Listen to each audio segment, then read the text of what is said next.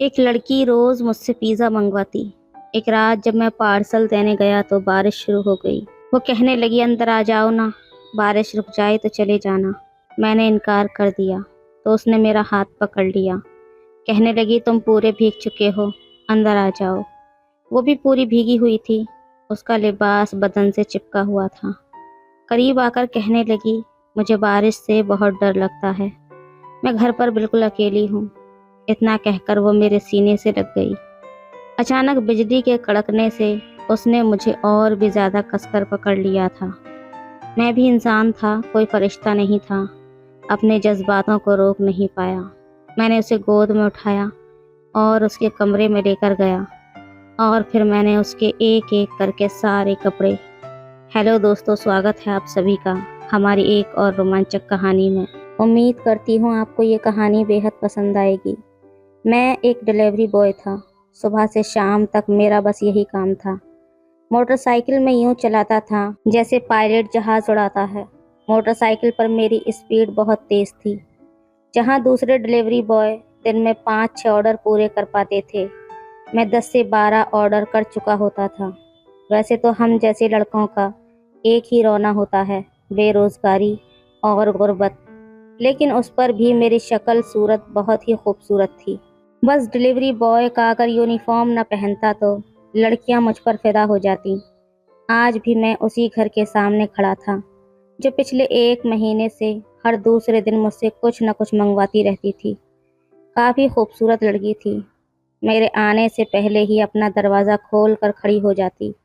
जैसे ही मेरी बाइक खड़ी होती, उसके चेहरे पर एक दिल फरेब सी मुस्कुराहट सज जाती थी।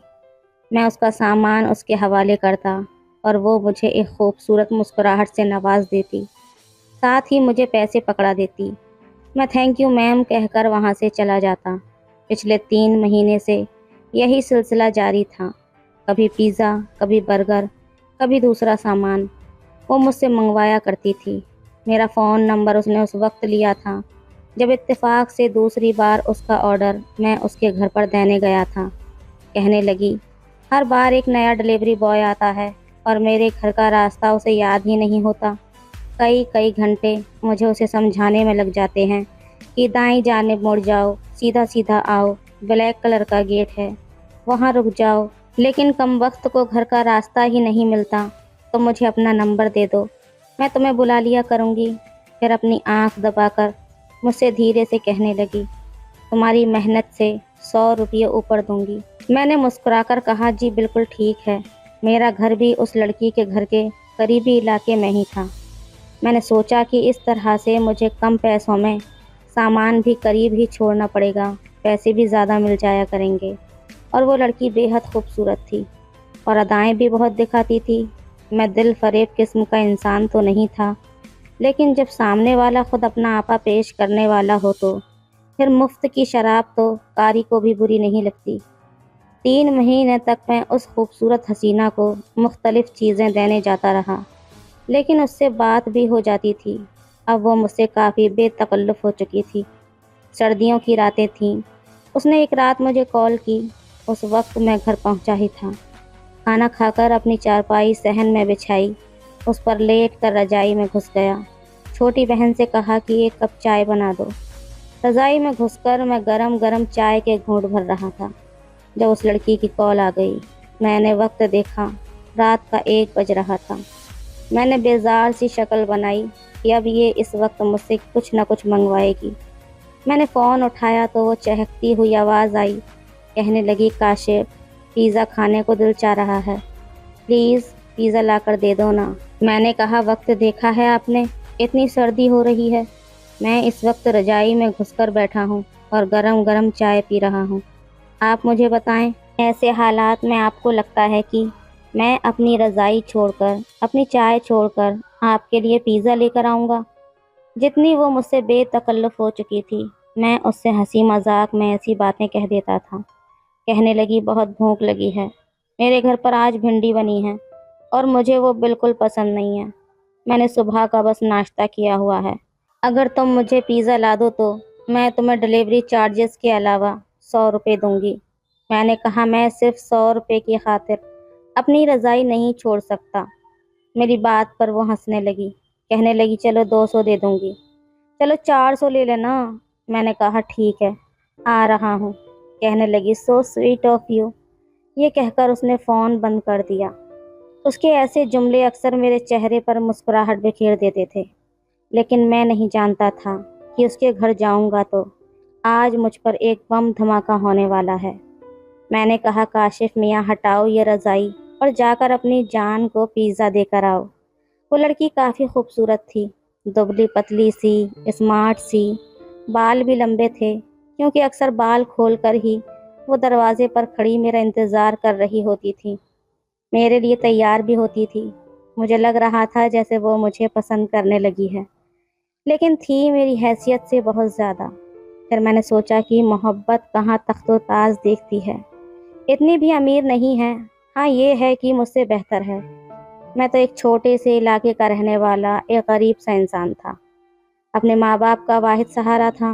میرے والد کی محلے میں نائی کی چھوٹی سی دکان تھی، لیکن مجھے اس کام سے شروع سے چڑ تھی۔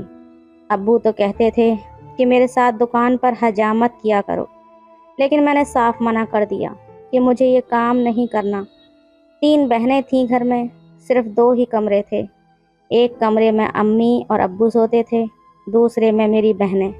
اس لیے مجھے بس ایک صحن ہی ملا ہوا تھا جہاں پر امی چرپائی بچھا دیتی تھی اور میں اپنی سردیاں گرمیاں وہیں گزارتا تھا۔ امی کی کمیٹی کھلی تو امی نے مجھے بائک دلا دی اور پھر میں نے ڈیلیوری بوائے بننا پسند کیا۔ میں نے چائے کا خالی کپ سائڈ پر رکھا، رضائی سے اٹھ کر اپنی جیکٹ پہن کر تیار ہو گیا۔ میری جیب میں 1000 کا نوٹ موجود تھا۔ میں نے لارج سائز کا پیزا لیا اور روبینہ کے گھر کے سامنے جا کر اسے کال کر دی۔ وہ کہنے لگی ہاں بس آ رہی ہوں۔ میں باہر کھڑا بار بار گھڑی دیکھ رہا تھا، لیکن 10 منٹ ہو گئے وہ نہیں آئی۔ دوبارہ میں نے کال کی تو فون نہیں اٹھایا۔ سردی کی شدت آج بہت زیادہ تھی۔ میں نے اپنے دونوں ہاتھوں کو رگڑا، منہ سے پھونک مار کر انہیں گرم کرنے کی کوشش کرنے لگا۔ میرے منہ سے بھی دھواں سا نکل رہا تھا، ہونٹ بھی سردی کے مارے کپ کپا رہے تھے۔ میں چاہ رہا تھا وہ جلدی سے آئے اور اپنا پیزا لے اور میں اپنے گھر جاؤں۔ نہ جانے بیچاری کو کتنی بھوک لگی ہوگی۔ وہ نہیں آئی تو میں اپنی بائک سے اترا، پیزا لیا اور ڈور بیل بجا دی۔ کچھ ہی دیر میں جیسے ہی دروازہ کھلا تو سامنے ایک بڑی عمر کا شخص کھڑا ہوا تھا جو مجھے بڑے غصے سے گھور رہا تھا، اور روبینہ ڈری سہمی اس بڈھے کے پیچھے کھڑی تھی۔ وہ کہنے لگا کیا بات ہے، کون ہو تم؟ میں نے ایک نظر روبینہ کی طرف دیکھا، پھر میں نے کہا جی میں ڈیلیوری بوائے ہوں، پیزا منگوایا تھا نا آپ نے؟ وہ کہنے لگا کس نے منگوایا تھا پیزا؟ روبینہ پیچھے کھڑی نہ میں سر ہلانے لگی کہ میں یہ نہ بتاؤں کہ پیزا روبینہ نے منگوایا تھا۔ میں نے اس کا مکان نمبر دیکھا اور اگلے گھر کا مکان نمبر بول دیا۔ وہ کہنے لگا یہ ہمارا مکان نمبر نہیں ہے، جاؤ یہاں سے۔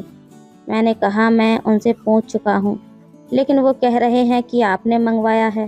میں نے کہا دیکھو میں بہت غریب لڑکا ہوں، شاید میرے ساتھ کسی نے شرارت کر دی ہے، میں یہ پیزا افورڈ نہیں کر سکتا۔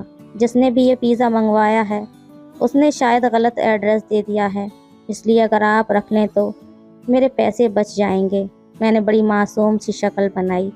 میں چاہتا تھا کہ روبینہ پیزا کھا لے کیونکہ اس نے صبح کا ناشتہ کیا ہوا تھا۔ وہ شخص کچھ دیر تو مجھے دیکھتا رہا، پھر کہنے لگا کتنے کا ہے؟ میں نے کہا 1000 کا۔ اس نے جیب سے 1000 روپے دیے اور پیزا لے کر اندر چلا گیا۔ میں نے سکون کا سانس بھرا۔ اس سے پہلے کہ میں بائک کی جانب پلٹتا مجھے اس گھر سے شور کی آواز آئی۔ وہ شخص روبینہ سے کہنے لگا کہ شکر کرو وہ لڑکا کسی اور کا آرڈر لایا تھا، لیکن اگر مجھے یہ پتہ چلا کہ تم نے منگوایا ہے تو میں یہ بالکل برداشت نہیں کروں گا۔ گھر کی بہو بیٹی دروازے پر غیر مردوں سے چیزیں منگوائے مجھے بالکل پسند نہیں ہے۔ تم میرے گھر کی بہو ہو، میرے گھر کی عزت ہو۔ اگر تم نے ایسی حرکت کی تو میں راشد کو فون کر کے دبئی سے بلوا لوں گا اور تمہارے میکے میں جا کر تمہاری شکایت لگاؤں گا۔ پکڑو یہ پیزا، میں تو یہ نہیں کھاتا۔ یہ سن کر تو میرا دماغ چکرا گیا تھا۔ تو کیا روبینہ شادی شدہ تھی؟ یہ سوچ کر تو میرا دل بجھ سا گیا تھا۔ میں نے روبینہ کے حوالے سے خواب اپنی آنکھوں میں سجا لیے تھے۔ उस शख्स की बात को सुनकर मुझे अंदाज़ा हो गया था कि वो रुबीना का ससुर है और नहायत ही सख्त मिजाज है, और वो बेचारी न जाने कैसे ज़िंदगी गुजार रही है। शायद उसका शौहर बैराने मुल्क में रहता है। तभी वो अंकल कह रहा था कि राशिद को बुला लूँगा, तुम्हारी शिकायत लगा दूँगा, तुम्हारे मायके में शिकायत लगाऊँगा। मेरा दिल रुबीना के लिए हमदर्दी के जज्बात से उभरने लगा था। अगले रोज़ रुबीना की कॉल आई। कहने लगी, तुम्हारा बहुत बहुत शुक्रिया, तुमने मेरे ससुर के सामने मेरी इज्जत रख ली। मैंने कहा, क्या तुम शादीशुदा हो? कहने लगी, हाँ, बस मेरी किस्मत ख़राब थी जो मैं इस घर में शादी करके आ गई। मैंने कहा, तुम्हारा शौहर तुम्हें सपोर्ट क्यों नहीं करता? कहने लगी, वो दुबई में रहता है, कई महीने में वापस आता है, और आ भी जाए तो अपने माँ बाप के सामने नज़रें नहीं उठा सकता, तो वो मुझे क्या सपोर्ट करेगा। मुझे ये सुनकर बहुत दुख हुआ और अफसोस भी। वो कहने लगी, तुम नहीं जानते मैं कैसी तंगी और तकलीफ़ में ज़िंदगी गुजार रही हूँ। ये थोड़े बहुत पैसे मैं बच्चों को ट्यूशन पढ़ाकर जमा करती हूँ ताकि अपनी छोटी छोटी ख्वाहिशों को पूरा कर सकूँ, वरना राशिद जितने भी पैसे भेजता है वो सब मेरे ससुर के पास होते हैं। उसकी ये बात सुनकर मुझे दुख होने लगा था। मैंने कहा, तुम्हें जब भी कुछ खाना हो मुझे बता देना, और ये भी बता देना कि तुम्हारा खड़ूस ससुर घर पर नहीं होता, तब मैं तुम्हें देने आया करूँगा। वो कहने लगी, पता नहीं मैंने तुमसे अपने दिल की बात क्यों कह दी। मुझे तुमसे ये सारी बातें नहीं करनी चाहिए थीं, तुम मेरे लगते ही क्या हो। उसकी दुख भरी आवाज़ सुनकर मेरा दिल लाचारगी से धड़का था। एक बार रात के 12 बजे रुबीना का फ़ोन आया। कहने लगी, मेरे घर पर कोई नहीं है, मुझे डर लग रहा है, प्लीज़ तुम मेरे घर आ जाओ ना। मैंने कहा, मैं कैसे तुम्हारे घर आ सकता हूँ, अगर तुम्हारा ससुर पीछे से घर में आ गया तो। वो कहने लगी, वो दोनों गांव गए हुए हैं, उनके किसी रिश्तेदार का इंतकाल हो गया है, मेरे घर पर कोई भी नहीं है, मुझे अकेले में बहुत डर लगता है। वो बेहद खौफज़दा थी और डर भी रही थी। मैंने कहा, तुम परेशान न हो, मैं बस अभी थोड़ी देर में आता हूँ। कुछ ही देर बाद मैं उसके घर के दरवाजे पर खड़ा था और वो दरवाज़ा खोले बदहवास सी खड़ी मेरा इंतज़ार कर रही थी। मुझे देखकर उसके चेहरे पर इत्मीनान भरी लहर दौड़ी। मैं उसके दरवाजे पर जाकर खड़ा हो गया। उसने दरवाज़ा खोल दिया और मुझे अंदर बुलाने लगी। मैं ये सोच रहा था कि मुझे अंदर जाना चाहिए या नहीं, लेकिन वो बेहद खौफज़दा थी। मुझे बहुत डर लग रहा है, प्लीज़ अंदर आ जाओ। मैं अंदर चला गया। उसके बाद उसने मुझे लाउंज में बिठा दिया। कहने लगी, तुम यहाँ बैठो, मैं तुम्हारे लिए खाना लाती हूँ। मैंने कहा, नहीं, मैं इतनी देर नहीं रुक सकता। मैं तो बस तुम्हें यही कहने आया था कि तुम अपने घर के दरवाज़ों को अच्छी तरह से लॉक करो और रात को कोई भी आए तो दरवाज़ा मत खोलना, क्योंकि तुम घर में अकेली हो। वो कहने लगी, मैं आज तक कभी भी अकेली नहीं रही। ऐसा करो, तुम लाउंज में सो जाओ, मुझे ये तसल्ली तो होगी कि घर में कोई है।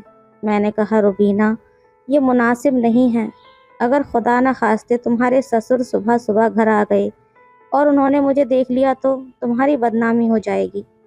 वो कहने लगी, मुझे रात को बहुत डर लगता है। अभी हम ये सब बातें कर ही रहे थे कि बाहर बारिश की आवाज़ आने लगी। ये सुनकर तो मेरा दिमाग घूम गया। मैं जैसे ही तेज़ कदमों से सहन की जानिब बढ़ा तो बाहर बहुत तेज़ बारिश हो रही थी। रुबीना कहने लगी, ओहो, इतनी तेज़ बारिश शुरू हो गई। मैंने कहा, मुझे कोई फ़र्क नहीं पड़ता, मैं घर चला जाऊंगा। मैं अभी ये कह ही रहा था जब ज़ोरदार बादल गरजने की आवाज़ आई। रुबीना डर के मारे मेरे सीने से लग गई। उसके इस बेख्तियारी अमल ने मुझे फ्रीज़ करके रख दिया था। एक करंट की लहर थी जो मेरे पूरे वजूद में फैल गई। एकदम से मैं पीछे हटा। गुनाह का खौफ मुझे डराने लगा। मैंने कहा, रुबीना, तुम दरवाज़ा बंद कर लो, मैं घर जा रहा हूँ। उसने मेरा हाथ पकड़ लिया, रोने लगी, कहने लगी, मत जाओ, मुझे बारिश से बहुत खौफ आता है, मैं मर जाऊंगी। काशिफ, उसने मेरा हाथ थाम लिया। उस वक्त तक हम दोनों सहन में खड़े, दोनों भीग चुके थे। बारिश कम होने के बजाय और भी ज़्यादा तेज़ हो गई। उसका टाइट लिबास बारिश की वजह से उसकी जीनत को जाहिर करने लगा था। मेरी नज़रों में बेताबी बढ़ने लगी। मैंने फ़ौरन से अपना पहलू बदला, नज़रें झुकाईं। मैं यहाँ से जाना चाहता था, वरना शायद खुद पर काबू खो बैठता। اس لیے میں نے روبینہ سے اپنا ہاتھ چھڑایا، لیکن عین وقت پر آسمان پر بجلی چمکی، بادل کی گرج سے روبینہ کو کانپنے پر مجبور کر دیا۔ وہ کاشف کہتی ہوئی میرے پہلو کے ساتھ لگ گئی۔ میں بھی انسان تھا، کوئی فرشتہ نہیں تھا، اور جہاں مرد اور عورت اکیلے ہوں وہاں تیسرا شیطان موجود ہوتا ہے۔ میری بھی عقل اس وقت کام کرنا چھوڑ گئی، بس دل کی دھڑکنیں تھیں جو اس وقت روبینہ کے دل کے ساتھ دھڑک رہی تھیں، کیونکہ وہ میرے سینے کے ساتھ لگی ہوئی تھی۔ اس نے خوف کی وجہ سے اپنے دونوں ہاتھ میری کمر سے جکڑ رکھے تھے۔ یہ کہہ رہی تھی کہ مجھے بہت ڈر لگ رہا ہے، پلیز مجھے چھوڑ کر مت جاؤ۔ مجھ پر بے خودی سی چھانے لگی۔ میں اسے اندر لے گیا، کمرے کا دروازہ بند کیا، اور پھر ہمارے جذبات پوری طرح جاگ اٹھے تھے۔ شیطان ہم پر حاوی ہو چکا تھا۔ روبینہ نے مجھے بس ایک بار ہی منع کیا تھا، لیکن میں مکمل اپنے ہوش کھو بیٹھا تھا۔ مجھے ہوش اس وقت آیا جب میں زنا جیسا گناہ کر چکا تھا۔ میں بری طرح سے پچھتا رہا تھا۔ وہ کہنے لگی، کاشف، یہ تم نے میرے ساتھ کیا کر دیا؟ میں نے تمہیں اپنی حفاظت کے لیے بلایا تھا اور تم نے، یہ کہہ کر وہ پھوٹ پھوٹ کر رونے لگی۔ میں نے کہا، دیکھو، جو کچھ ہوا ہے وہ حادثائی طور پر ہوا ہے۔ رات کو بارش بہت تیز تھی اور پھر تم خود بھی تو میرے ساتھ لگ گئی تھی۔ وہ کہنے لگی، میں خوف زدہ تھی، ڈری سہمی تھی۔ تم تو مرد تھے، تمہیں تو ہوش و حواس سے کام لینا چاہیے تھا نا۔ میں تو خوف کے مارے پناہ مانگ رہی تھی، لیکن تم نے تو مجھے برباد کر کے رکھ دیا۔ میں نے کہا، دیکھو، جو کچھ بھی ہو گیا ہے اس میں میرا کوئی بھی قصور نہیں ہے، تمہیں مجھے بلانا ہی نہیں چاہیے تھا۔ وہ کہنے لگی، ٹھیک ہے، تم سمجھو میرا ہی قصور ہے، میں ہی غلط ہوں۔ اس نے اپنی معصوم شکل بنا کر کہا۔ میں وہاں سے واپس چلا آیا۔ مجھے اپنے کیے پر بہت زیادہ شرمندگی ہونے لگی۔ میں گھر آیا تو میری ماں مجھ سے پوچھنے لگی کہ تم کہاں پر تھے؟ رات بھر میں نے نظریں چرائیں۔ میں نے کہا، امی، رات کو بہت طوفانی بارش ہو گئی تھی، اس لیے اپنے دوست کے گھر رک گیا تھا۔ میری امی کہنے لگیں، بارش کو رکے ہوئے 3 گھنٹے ہو چکے ہیں، اور رات کی بارش کی پیش گوئی تو 4 دن پہلے سے ہی کر دی گئی تھی۔ تمہیں وقت پر گھر آ جانا چاہیے تھا۔ میں رات بھر تمہارے لیے پریشان ہو رہی تھی۔ فون تو کر سکتے تھے کہ دوست کے گھر پر سو گیا ہوں۔ 100 فون کیے تمہاری بہنوں نے، لیکن تم نے فون اٹھانے کی بھی زحمت نہیں کی۔ میں کمرے میں چلا گیا، بہنوں سے کہا کہ میری طبیعت ٹھیک نہیں ہے، میں سونا چاہتا ہوں، اس لیے وہ کمرے سے باہر چلی جائیں۔ وہ کمرے سے باہر نکل گئیں۔ مجھے اپنے کیے گئے گناہ کا شدید احساس ہو رہا تھا۔ مجھے وہاں جانا ہی نہیں چاہیے تھا۔ پتہ نہیں اب کیا ہوگا۔ مجھے روبینہ کی بھی بہت فکر ہو رہی تھی۔ اس کے بعد نہ تو روبینہ کا کوئی فون آیا، نہ میں نے اس سے رابطہ کیا۔